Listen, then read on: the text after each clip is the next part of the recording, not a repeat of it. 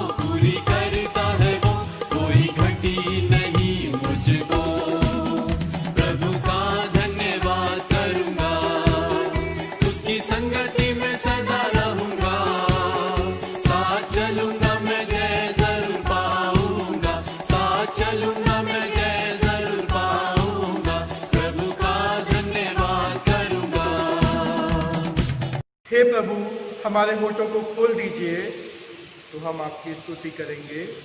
हे प्रभु, हम प्रातःकाल आपसे ही प्रार्थना करते हैं, आप हमारी पुकार अवश्य सुनेंगे।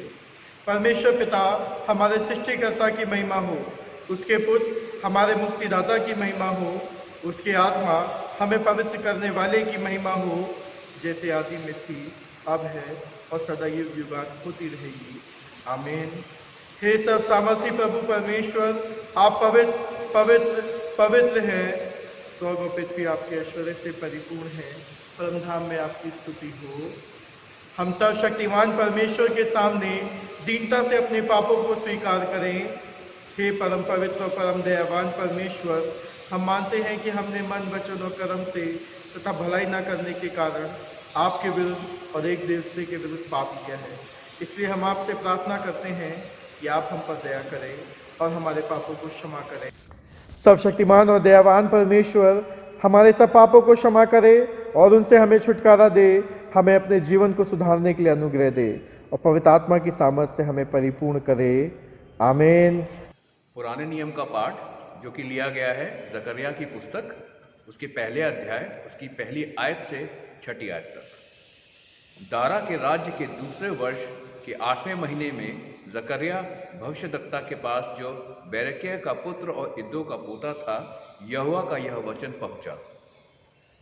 यहोवा तुम लोगों के पुरखों से बहुत ही क्रोधित हुआ था, इसीलिए तू इन लोगों से कह, सेनाओं का यहोवा यूं कहता है, तुम मेरी ओर फिरो। सेनाओं का यहोवा की यह वाणी है, तब मैं तुम्हारी ओर फिरूंगा। सेनाओं के यहोवा का यही वचन है, अपने पुरखों के सामने समान ना बनो। उनसे तो पूर्व काल के भविष्यद्वक्ता यह पुकार पुकार कर कहते थे, सेनाओं का यहोवा यूं कहता है, अपने बुरे मार्गों से, अपने बुरे कामों से फिरो। परंतु उन्होंने ना सुना और ना मेरी ओर ध्यान दिया। यहोवा की यही वाणी है, तुम्हारे पुरखे कहाँ हैं, कहाँ रहे? भविष्यद्वक्ता क्या सदा जीवित रहते हैं? परंतु मेरा वचन और मेरी आज्ञाएं जिनको मैंने अपने दास नबियों को दिया था, क्या तुम्हारे पुरखों पर पूरी न हुई? तब उन्होंने मन फिराया और कहा, सेनाओं का यहोवा न हमारे चाल चलन और कामों के अनुसार हमसे जैसा व्यवहार करने को कहा था, वैसा ही उसने हमको बदला दिया है। यह परमेश्वर का वचन है। परमेश्वर का धन्यवाद हो। Responsive reading has been taken from Psalm 119, भजन संहिता 119, वर्स 129 to 144। तेरी साक्षियाँ अद्भुत हैं, इसलिए मैं उनको मानता हूँ। तेरे वचनों के उद्घाटन से प्रकाश होता है, उससे बुद्धिहीन व्यक्ति को बुद्धि पाते हैं। मैं तेरे वचन का प्यासा हूँ, क्योंकि मैं तेरी आज्ञाओं की अभिलाषा करता हूँ। जैसे तू अपने नाम के भक्तों के लिए करता है, वैसे ही तू मेरे ओर उन्मुख हो और मुझ पर कृपा कर। अपनी प्रतिज्ञा के अनुसार मेरे पग स्थिर कर, अधर्म को मुझ पर अधिकार न करने दे। मनुष्य के अत्याचारों से मेरा उद्धार कर, ताकि मैं तेरे आदेशों का पालन कर सकूं। प्रभु, अपने मुख की ज्योति अपने सेवक पर प्रकाशित कर, तू मुझे अपनी समृद्धियाँ सिखा। मेरी आंखें आंसुओं की धाराएं प्रवाहित करती हैं, क्योंकि लोग तेरी व्यवस्था का पालन नहीं करते हैं। हे प्रभु, तू धार्मिक है और तेरा न्याय सिद्धांत सत्यनिष्ठ है। धार्मिकता से परिपूर्ण सच्चाई से तूने अपनी साक्षियां नियुक्त की हैं। मेरी धुन ही मुझे नष्ट कर रही है, क्योंकि मेरे बैरी तेरे वचन भूल गए। तेरी प्रतिज्ञा अत्यंत शोधित है, तेरा सेवक उससे प्रेम करता है। मैं छोटा और तुच्छ हूँ, तो भी मैं तेरी आदेशों को नहीं भूलता हूँ। तेरी धार्मिकता सदा के लिए धार्मिक है और तेरी व्यवस्था सत्य है। यद्यपि मैं संकट में हूँ, व्यथित हूँ, तो भी तेरी आज्ञा मेरा हर्ष है।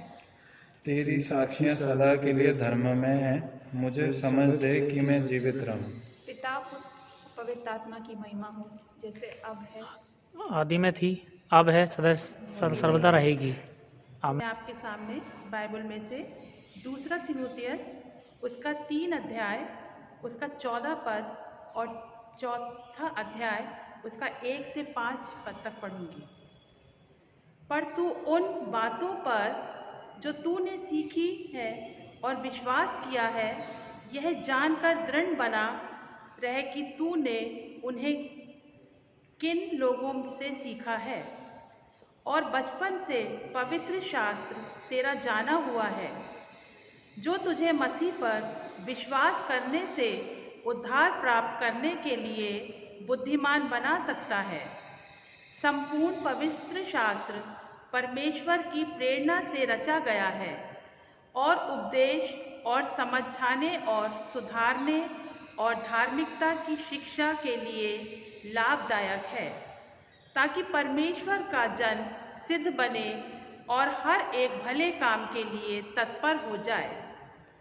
परमेश्वर और मसीह यीशु को गवाह करके, जो जीवितों और मरे हुओं का न्याय करेगा और उसके प्रकट होने और राज्य की सुधि दिलाकर, मैं तुझे आदेश देता हूँ कि तू वचन का प्रचार कर, समय और असमय तैयार रह, सब प्रकार की सहनशीलता और शिक्षा के साथ उल्हाना दे और डांट और समझा, क्योंकि ऐसा समय आएगा जब लोग खरा उपदेश ना सह सकेंगे, पर कानों की खुजली के कारण अपनी अभिलाषाओं के अनुसार अपने लिए बहुत से उपदेशक बटोर लेंगे और अपने कान सत्य से फेरकर कथा कहानियों पर लगाएंगे। पर तू सब बातों में सावधान रह, दुख उठा, सुसमाचार प्रचार कर, काम कर और अपनी सेवा को पूरा कर। ये परमेश्वर का वचन है। परमेश्वर का धन्यवाद हो। विश्वास वचन। मैं सर्वशक्तिमान पिता, स्वर्ग और पृथ्वी के सृष्टिकर्ता परमेश्वर पर विश्वास करता हूँ। मैं उसके इकलौते पुत्र हमारे प्रभु यीशु क्रिस्त पर विश्वास करता हूँ। वो पवित्र आत्मा की सामर्थ से गर्भ में आए और कुंवारी मरियम से जन्मे। उन्होंने पैंतुस पिलातुस के शासन में दुख भोगा। वो क्रूस पर चढ़ाए गए, मरे और गाड़े गए और मृतों के लोक में उतरे। तीसरे दिन वो जी उठे।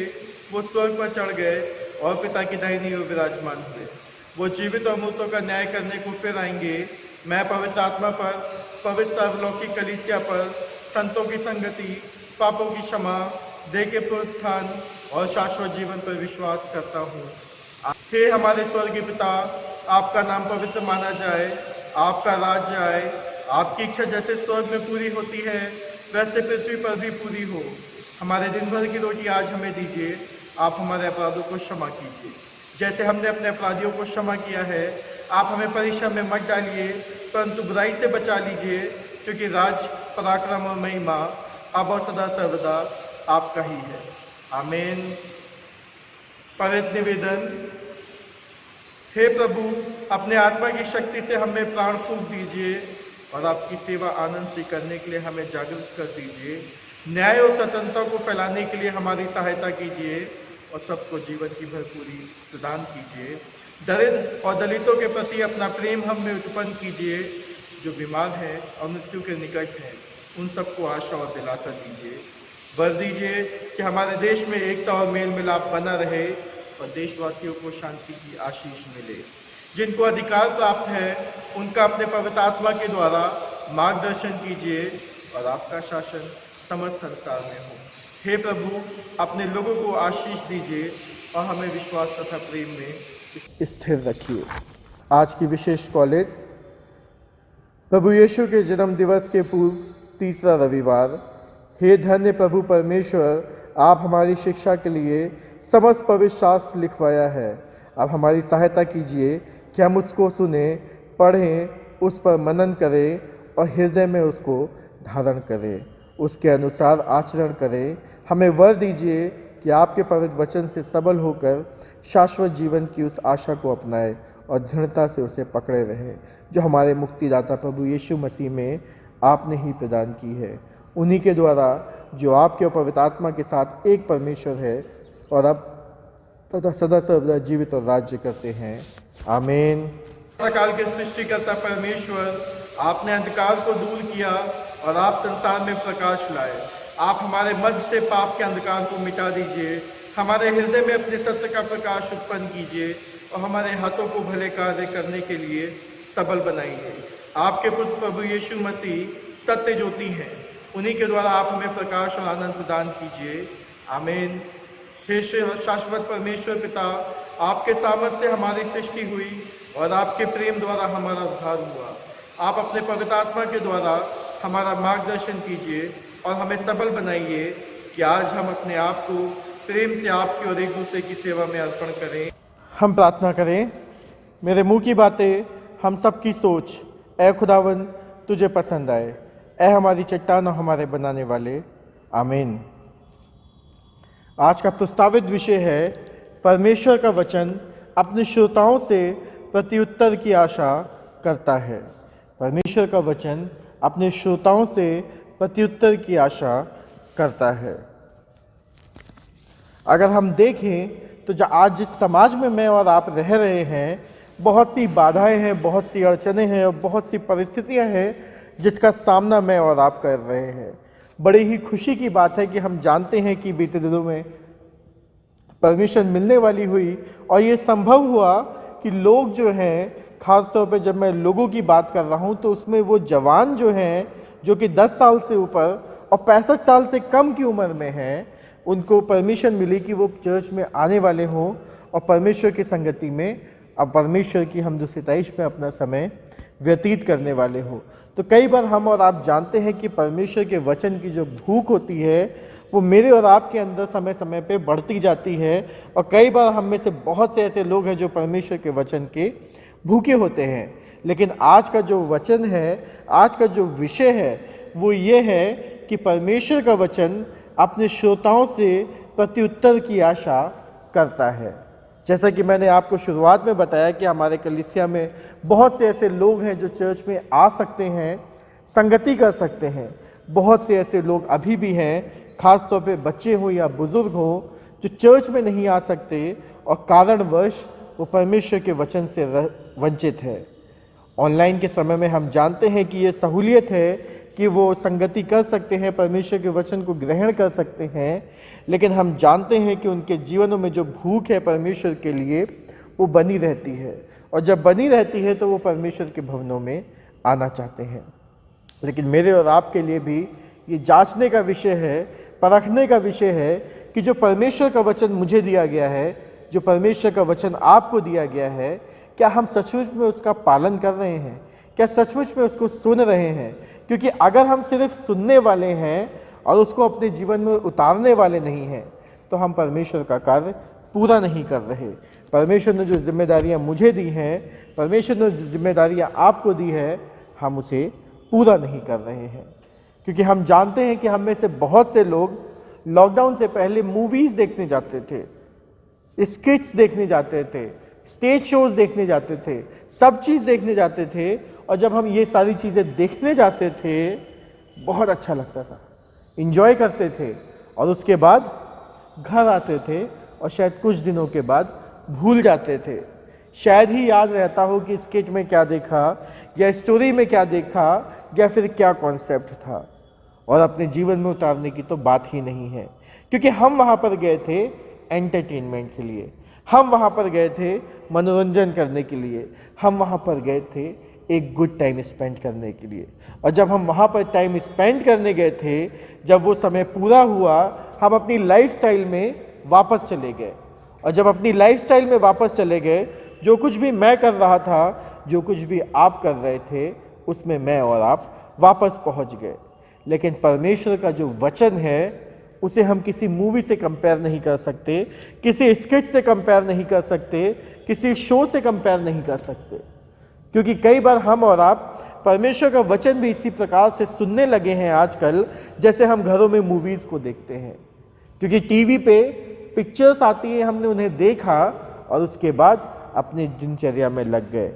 आजकल के समय में क्योंकि लॉकडाउन है, परमेश्वर का कलाम भी मेरे और आपके घरों में टीवी के माध्यम से, मोबाइल के माध्यम से आ रहा है। हमने उसे देखा और अपने जीवनों में लग गए। क्यों? क्या दोनों में कोई फ़र्क नहीं है? क्या दोनों में कोई भिन्नताएं नहीं हैं? क्योंकि अगर भिन्नताएं हैं, अगर फ़र्क है, तो वो मेरे और आपके जीवन में दिखना चाहिए। क्योंकि परमेश्वर का कलाम कह रहा है कि परमेश्वर का वचन अपने श्रोताओं से प्रत्युत्तर की आशा रखता है। हम सब जानते हैं कि जब स्कूल में टीचर्स हमें पढ़ाती हैं तो क्या होता है, जब आप क्लास में बैठे हो आप कितना अटेंटिव हो ये टीचर आपको देख करके बता देती है, क्योंकि अगर उसने देखा कि कोई बच्चा अटेंटिव नहीं है तुरंत उससे क्वेश्चन पूछा जाता है, और जब क्वेश्चन पूछा जाता है तो या तो उस बच्चे को जवाब देना पड़ता है, और अगर नहीं जवाब दे पाता है तो पनिशमेंट मिलता है, क्योंकि टीचर देख लेती है कि कौन अटेंटिव है और कौन नहीं है। और जब वो बाकी के जो बच्चे होते हैं उनमें डर बैठ जाता है कि टीचर पढ़ा रही है, मुझे और आपको अटेंटिव रहना है। लेकिन ऑनलाइन फैसिलिटी जो है इसमें बच्चा कितना अटेंटिव है कितना नहीं है कोई नहीं जान सकता, क्योंकि अगर टीचर ने बच्चे का नाम लिया कि पढ़ना शुरू करो, बच्चा अपना माइक ऑफ कर देगा, ऑन ही नहीं करता, और बाद में कहा जाता है टेक्निकल एरर थी, नेटवर्क प्रॉब्लम थी, और बहुत सी ऐसी चीज़ें होती हैं जो बोलना शुरू करते हैं। कई बार आज मैं और आप भी परमेश्वर का कलाम इसी प्रकार से सुन रहे हैं कि अटेंडेंस तो मार्क हो रही है, मौजूद तो हैं, ऑनलाइन में सहभागी तो हो रहे हैं, परमेश्वर का वचन चर्च में आकर के सुने या अपने घरों में बैठ कर के सुन तो रहे हैं, लेकिन फ़र्क कुछ नहीं आ रहा, क्योंकि यहाँ पर लिखा है कि श्रोताओं से प्रत्युत्तर की आशा की जाती है। और श्रोता कौन है?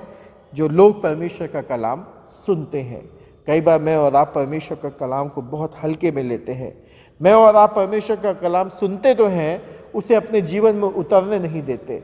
हम सब जानते हैं उस दृष्टांत के बारे में जहाँ पर बीज बोने वाला बीज बोने निकला, और जब वो बीज बोने निकला तो कुछ पथरीली ज़मीन पे गिरे, कुछ कांटों वाली ज़मीन पे गिरे, कुछ सड़क के किनारे गिरे, अलग अलग परिस्थितियों में संसार की फंसे और उसके बाद आगे नहीं बढ़ सके। कई बार आज मैं और आप भी संसार में अलग अलग जगहों पे अलग अलग परिस्थितियों में फंसे हुए हैं और आगे बढ़ने की चेष्टा नहीं कर रहे, खास तौर पे आत्मिक रूप से तो आगे बढ़ना बिल्कुल नहीं कोशिश कर रहे। परमेश्वर का कलाम कहता है आत्मिक दूध की लालसा करो, उस नए जन्मे बच्चे के समान आत्मिक दूध की लालसा करो, क्योंकि हम जानते हैं कि एक जो बच्चा पैदा होता है उसके लिए माँ का जो दूध होता है सबसे पहले वो बहुत इम्पोर्टेंट होता है। वो बहुत सी बीमारियों के लड़ने के लिए उसको वो ताकत देता है जो कि उसके पास अभी नहीं है, क्योंकि जब वो संसार में आया तो कमज़ोर था, और दिन प्रतिदिन वो बच्चा जो है अपनी माँ का दूध पी करके मजबूत होता है। क्यों? एक दिन पी लिया, पहला दूध पी लिया, बहुत है।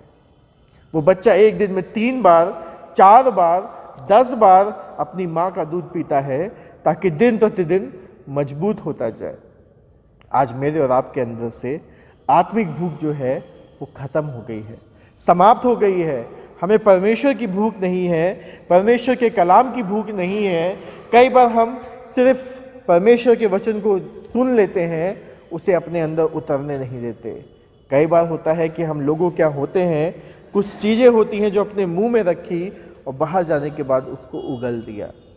परमेश्वर का कलाम भी मैं और आप इसी प्रकार से ग्रहण कर रहे हैं, सुन लिया, भूल गए और उसके बाद नहीं पता कि क्या बताया गया था। लेकिन जब तक हम परमेश्वर के कलाम को अपने जीवन में नहीं उतारते, वो मेरे और आपके जीवन को परिवर्तित नहीं करता, मैं और आप उस पर चलना शुरू नहीं करते, मैं और आप परमेश्वर के पीछे नहीं चल रहे, मैं और आप परमेश्वर का काम नहीं कर रहे। जकरिया की पुस्तक जो मेरे और आपके सामने पढ़ी गई, उसमें से जो आज का पद जो पढ़ा गया, उसमें परमेश्वर मुझसे और आपसे कहता है, तुम मेरी ओर फिरो, सेनाओं के यहोवा की ये वाणी है, तब मैं तुम्हारी ओर फिरूंगा। सेनाओं का यहोवा का यही वचन है, अपने पुरखाओं के समान ना बनो। उनसे तो पूर्व काल के भविष्यवक्ता ये पुकार कर कहते थे, सेनाओं का यहोवा यूँ कहता है, अपने बुरे मार्गों से और अपने बुरे कामों से फिरो। परंतु उन्होंने ना तो सुना और ना मेरी ओर ध्यान दिया। यहोवा की ये वाणी है। यहाँ पे परमेश्वर का कलाम मुझे और आपको बता रहा है कि हमारे पूर्वजों के पास भी परमेश्वर का कलाम पहुँचा और चिल्ला कर के लोगों ने कहा, भविष्यवक्ताओं ने कहा कि परमेश्वर कहता है अपने बुरे मार्गों से और अपने बुरे कामों से फिरो। परंतु उन्होंने ना सुना और ना ध्यान दिया। यहोवा की ये वाणी है। और जब उन्होंने इस प्रकार से अपना जीवन जिया तो परमेश्वर ने उनकी तरफ से अपना मुंह जो था वो मोड़ लिया, मुंह फेर लिया, जिसके कारण हम जानते हैं कि बहुत से लोग जो थे वो बंधुआई में गए, अलग अलग तरह से सताव आया, लेकिन मैं और आप कई बार परमेश्वर की तरफ से मुंह मोड़ लेते हैं। जब आज मैं और आप इस संसार में हैं, मुझे और आपको जानने की ज़रूरत है, मुझे और आपको परखने की ज़रूरत है कि हम परमेश्वर के कलाम को जो ग्रहण कर रहे हैं किस रूप से कर रहे हैं। क्या उसे अपने जीवन में उतरने दे रहे हैं? क्या वो मेरे और आपके जीवन को परिवर्तित कर रहा है? क्या मैं और आप परमेश्वर के कलाम पे चल रहे हैं और जो जवाब वो मेरे और आपके जीवन से चाहता है, क्या हम उसको वो जवाब दे रहे हैं? क्योंकि जब परमेश्वर कहता है कि जब हम परमेश्वर का वचन ग्रहण करते हैं तो उसके स्वरूप में हमें उसका जवाब भी देना है, जिसका तात्पर्य ये है कि मुझे और आपको अपने कामों से, अपने व्यवहार से, अपनी दिनचर्या से ये दर्शाना है कि हम परमेश्वर के कलाम को ग्रहण कर रहे हैं, अपने जीवन में उतार रहे हैं और उसके पीछे चल रहे हैं।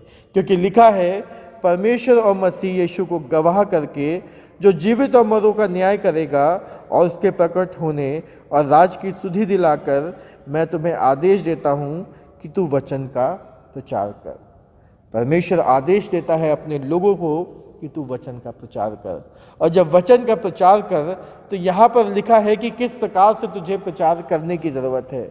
कई बार हम जानते हैं कि लोगों को जो कठिन शब्द होते हैं या कठिन प्रवचन होता है, जिसका तात्पर्य ये है बड़ा ही स्ट्रिक्ट या फिर बड़ा ही हमें कन्फ्रंटिंग जो सर्मन होता है, लोगों को पसंद नहीं आता। लोगों को लगता है ये तो मुझे टारगेट किया जा रहा है, ये तो मेरे ऊपर फोकस किया जा रहा है। लेकिन परमेश्वर का कलाम कहता है कि हमें और आपको अपनी तैयारी पूरी रखनी है। कहीं ऐसा ना हो कि परमेश्वर आ जाए और मैं और आप तैयार ना हो। लिखा है कि तू वचन का प्रचार कर, समय और असमय तैयार रहे, समय और असमय तैयार रहे, सब प्रकार की सहनशीलता और शिक्षा के साथ उल्हाना दे, डांट और समझा। यानी कि परमेश्वर के कलाम के लिए हर एक समय तैयार रहने की ज़रूरत है। लोगों को डांट के समझाओ या फिर प्यार से समझाओ, किसी भी रूप से समझाओ, लेकिन उन्हें बताओ कि परमेश्वर का कलाम क्या है। आज बड़े ही दुख का विषय है कि हमारे जो नौजवान हैं वो परमेश्वर से दूर है, जो मसीही लोग हैं वो परमेश्वर से दूर हैं। और जब वो इस प्रकार से अपना जीवन जी रहे हैं तो मुझे और आपको अपने आप को जांचने की ज़रूरत है, परखने की ज़रूरत है। क्योंकि ऐसा समय आएगा जब लोग खरा उपदेश ना सह सकेंगे। 2 तिमोथियों 4 अध्याय पद 3 लिखा है, ऐसा समय आएगा कि लोग खरा उपदेश ना सह सकेंगे।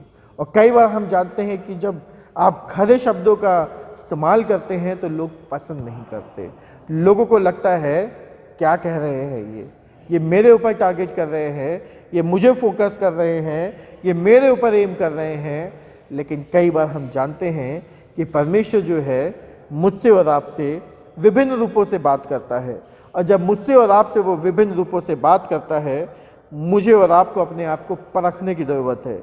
मुझे और आपको अपने आप को जांचने की ज़रूरत है कि हम इस संसार में अपना जीवन किस प्रकार से जी रहे हैं। संसार में रह करके सांसारिक जीवन जी रहे हैं या मसीहत का जीवन जी रहे हैं। क्योंकि अगर मसीहत का जीवन जी रहे हैं तो खरा वचन मुझे और आपको ग्रहण योग्य लगेगा, मीठा लगेगा, क्योंकि हम और आपको परमेश्वर की भूख है। लेकिन अगर सांसारिक जीवन जी रहे हैं तो मुझे और आपको परमेश्वर का जो वचन है वो ग्रहण योग्य नहीं लगेगा, कन्फ्रंटिंग लगेगा कि मेरे और आपके ऊपर उंगलियां उठाई जा रही हैं। लिखा है, ऐसा समय आएगा जब लोग खरा उपदेश ना सह सकेंगे, पर कानों की खुजली के कारण अपनी अभिलाषाओं के अनुसार अपने लिए बहुत से उपदेशक बटोर लेंगे और अपने कान सत्य से फेर कर कथा और कहानियों पर लगाएंगे। अपने कान सत्यों से फेर कर कथा और कहानियों पर लगाएंगे। हम जानते हैं कि आज के समय में बच्चों को कहानियाँ पसंद होती है, लेकिन मैं और आप भी कई बार बड़ा एंजॉय करते हैं कहानियों को। बच्चों के गाने जो होते हैं उसको सुनते हैं और मैं और आप भी एंजॉय करने लगते हैं। और कई बार जब हमारे घरों में बच्चे होते हैं और जब बच्चों को बहलाने के लिए वो हर समय उसी तरह के गाने बजते हैं तो हम और आप भी वही गाने, वही कहानियाँ जो हैं वो गुनगुनाने लगते हैं। और जब गुनगुनाने लगते हैं तो बड़े अच्छे लगते हैं, और कई बार हम और आप बड़े ही आनंदित होते हैं। कई बार हम और आप अपने सेटिस्फैक्शन के लिए चूज़ करते हैं कि हमें कहाँ जा कर के परमेश्वर का वचन सुनना है और कहाँ नहीं सुनना है, किससे सुनना है, किससे नहीं सुनना है, कौन अच्छा बोलता है, कौन बुरा बोलता है, कौन प्यार से बताता है, कौन डांटता है। लेकिन परमेश्वर का कलाम यहाँ पर कह रहा है, लोगों को डांट करके समझाओ, क्योंकि वो समय आने वाला है जब लोगों को खरा वचन जो है वो पसंद नहीं आएगा। वो समय आने वाला है जब लोग अपने कानों की खुजलियों को मिटाने के लिए ऐसी जगहों पे जाएंगे जहाँ कहानियाँ सुनाई जाएं, गाने सुनाए जाएं, हर एक चीज़ सुनाई जाए जिससे उनका मन लगे, लेकिन खरा वचन जो है वो सुनना नहीं चाहेंगे। परमेश्वर मुझसे और आपसे कहता है, तू सब बातों से सावधान रहे, दुख उठा, सुसमाचार का प्रचार कर और काम कर और अपनी सेवा को पूरा कर। परमेश्वर अपने लोगों से कहता है कि तू दुख उठाने के लिए तैयार रहे, क्योंकि जब तू खरा वचन लोगों तक पहुंचाएगा तो लोग उसे ग्रहण नहीं करेंगे। लोग तेरे ऊपर उंगली उठाएंगे, हर एक पे उंगली उठाएंगे कि ये तो हर समय इसी प्रकार से बात करते हैं, ये तो हर समय कमियां ही गिनाते रहते हैं, ये तो हर समय बोलते रहते हैं कि ये नहीं है, वो ऐसा नहीं है, तुम ऐसे बन जाओ, तुम वैसे बन जाओ। लेकिन हम तो जैसे हैं वैसे ही ठीक है, क्योंकि हम और आप संसार से प्रेम करते हैं। परमेश्वर का कलाम कहता है कि तुम्हें और अपने आप को इस प्रकार से बदलने की ज़रूरत है कि मैं और मेरे जो काम हैं वो गवाही दें कि हम परमेश्वर के वचन को सुनते हैं, हम उसके श्रोता हैं और उसको अपने जीवन में उतारते हैं। लिखा है यूहन्ना 5 और उसकी 31वीं अध्याय में, यदि मैं आप ही गवाही दूं तो मेरी गवाही सच्ची नहीं ठहरेगी। हम यहूदियों के विषय में जानते हैं कि जब कोई व्यक्ति अपनी गवाही देना चाहता है तो उसके लिए 2-3 विटनेस होना जरूरी है, तभी वो बात को गवाही के रूप में लिया जाता है। और जब हम अपनी बड़ाई करते हैं तो लोग कई बार उस पर भरोसा नहीं करते। यहाँ पर परमेश्वर बता रहा है कि जो काम मैं कर रहा हूँ, मेरे काम बताएंगे कि मुझे किसने भेजा है। क्योंकि हम जानते हैं समय समय पे शास्त्री और फरीसी जो थे वो परमेश्वर के ऊपर या फिर यीशु मसीह के ऊपर उंगलियां उठा रहे थे, पूछ रहे थे कि तू कौन है, कहाँ से आया है, किसका पुत्र है, किसने भेजा है, कैसे तू ये कार्य करता है, किसने तुझे अधिकार दिया है। और वो जो है कई बार अपने बारे में बताता है, कई बार कहता है कि मुझे परमेश्वर ने भेजा, कई बार बताता है कि मैं उसका पुत्र हूँ, कई बार कहता है कि जो मैं होते हो तुम देख रहे हो उसे जा कर के अपने लोगों को बताओ। उसके बाद भी लोगों के मन नहीं पिघले, क्योंकि वो खरा वचन जो था, जो यीशु मसीह समय समय पे बोलता है और कई बार शास्त्रियों और फरीसियों के मनों को भेद देता था, वो उन्हें पसंद नहीं था। उन्हें तो पसंद था कहानियाँ, उन्हें तो पसंद था कहाँ से उन्हें की इनकम हो जाए, उन्हें तो पसंद था कि कहाँ से लोग एक दूसरे की हमदो सिताइश करें या एक दूसरे को ऊंचा उठाए या एक दूसरे की तारीफ करें। लेकिन उन्हें ये पसंद नहीं था कि खरा वचन जो है वो मेरे और आपके बीच में रखा जाए। और जब खरा वचन बोला जाता था तो वो बड़े ही नाराज़ होते थे यीशु मसीह से। यहाँ पर भी वो यीशु मसीह से नाराज़ हो रहे हैं। समय समय पे वो उससे पूछते हैं कि तुझे किसने अधिकार दिया कि तू उसका प्रचार कर, तुझे किसने अधिकार दिया कि तू रोगियों को चंगा कर, तुझे किसने अधिकार दिया कि तू सबत के दिन इस व्यक्ति की चंगाई कर दे, या फिर जो 38 वर्ष से बीमार था उसको चंगा कर दे। और अलग अलग परिस्थितियों में हम देखते हैं हर एक क्षण वो परमेश्वर के ऊपर उंगली उठाते हैं, क्योंकि जिस तरह से वो काम करता था, जिस खराई से वो काम करता था, लोगों को पसंद नहीं था। लोगों को था या फिर शास्त्रियों फरीसियों का था कि वो हमारी तरह हो जाए, ताकि हमारे ऊपर कोई उंगलियां ना उठाने वाला हो।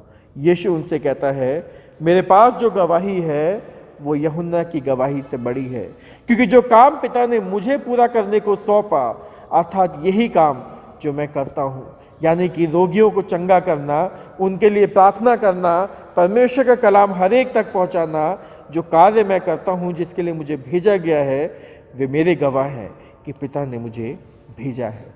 मेरे काम जो हैं वो मेरे गवाह हैं, जिससे पता चलता है कि पिता ने मुझे भेजा है और उसी ने मेरी गवाही दी है। तुमने कभी उसका शब्द ना सुना और ना उसका रूप देखा और उसके वचन में स्थिर नहीं रहते, क्योंकि जिसे उसने भेजा तुम उस पर भी विश्वास नहीं करते। परमेश्वर यहाँ पे शास्त्री और फरीसियों के लिए और हम लोगों के लिए कह रहा है जो संसार में है, संसारिक रिवाजों पे चलते हैं, सोचते हैं परमेश्वर को आने में अभी बहुत देर है। कहीं हम उन 10 कुंवारियों के समान ना हो जो इंतज़ार कर रही थी कि दूल्हा आने वाला है और उनमें से 5 की जो थी तैयारियां जो थी वो पूरी ना थी। लेकिन जब दूल्हा आया तो वो आया और अपने साथ ले जाने वाला हुआ अपनी लोगों को, और जो तैयार थे वो उसके साथ प्रवेश कर गए, लेकिन जो तैयार नहीं थे वो इसी संसार में रह गए। परमेश्वर का कलाम कहता है कि तुम भी अपने आप को तैयार रहो। ये ना हो कि लोग सोचने वाले हों कि परमेश्वर आएगा और तुम अपनी तैयारी जो है उसको पूरी ना रखो। क्योंकि जब हम और आप इस संसार में रहते हैं, परमेश्वर के कलाम को सुनते हैं, चेतावनियों को पाते हैं, हमें और आपको लगता है उसको आने में अभी समय है, थोड़ा और उसके बाद मैं कर लूँगा, थोड़ा और उसके बाद मैं कर लूँगा। लेकिन हम सब जानते हैं उस दोहे को जिसमें कहा गया है, कल करे सो आज कर, आज करे सो अब। क्योंकि हम जानते हैं कि परमेश्वर का जो क्षण है उसके लिए एक दिन जो है वो वर्षों के बराबर है, या एक क्षण जो है वो वर्षों के समान है, और वर्ष जो है वो एक क्षण के समान है। तो मैं और आप नहीं बता सकते कि वो कब आएगा, लेकिन जब वो आएगा क्या मेरी और आपकी तैयारी पूरी है? क्योंकि तब हम कहेंगे कि हमें तो कोई बताने वाला नहीं था, हमें तो कोई सिखाने वाला नहीं था, हमें तो कोई बताने वाले के तैयार नहीं था कि हम क्या करें और क्या ना करें। तब परमेश्वर मुझसे और आपसे कहेगा, बहुत से भविष्यवक्ताओं को मैंने तुम्हारे पास भेजा, बहुत से लोग आने वाले हुए, तुमने किसी की ना सुनी, और जब वो की ना सुनी तो तुम जो है कैसे कहते हो कि मुझे नहीं पता था कि तू कब आने वाला है। परमेश्वर मुझसे और आपसे कहता है कि अपने आप को तैयार करो आने वाले समय के लिए, क्योंकि जब परमेश्वर का वचन मुझे और आपको चेतावनियाँ देता है, परमेश्वर का वचन मुझे और आपको बताता है कि वो समय निकट है जब वो आने वाला है, तो ये मेरे और आपके लिए तैयारी का समय है। ये वो खरा वचन है जो मेरे और आपके जीवन में उतरना ज़रूरी है, और उसके बाद मुझे और आपको बदलना ज़रूरी है। पिता, पुत्र और पवित्र आत्मा के नाम में आमीन।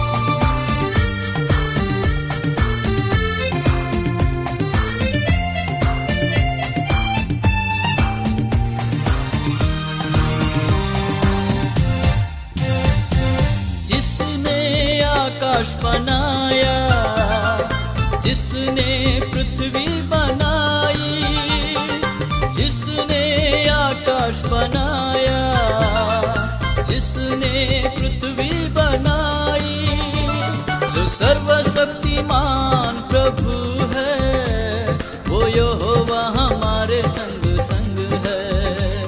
जो सर्वशक्तिमान प्रभु है, वो यहोवा हमारे संग संग है। सेनाओं का यहोवा हमारे संग संग है।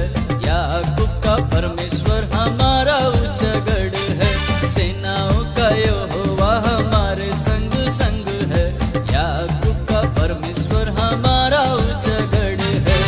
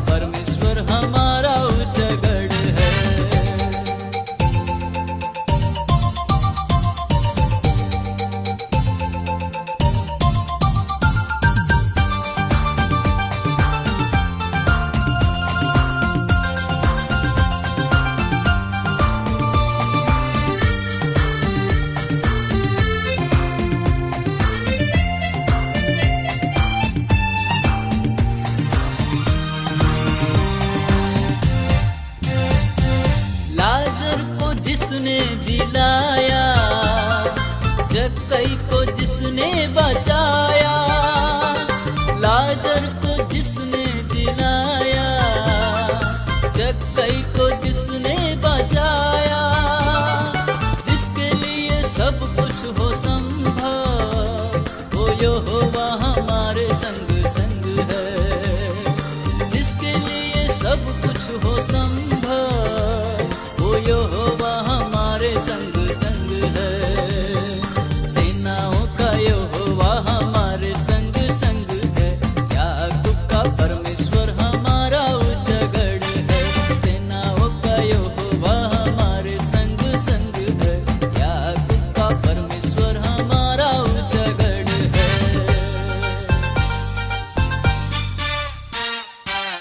प्रभु यीशु क्रिस्त का अनुग्रह, परमेश्वर का प्रेम और पवित्र आत्मा की सहभागिता हम सब के साथ अब से लेकर सदा सर्वदा तक बनी रहे। आमीन।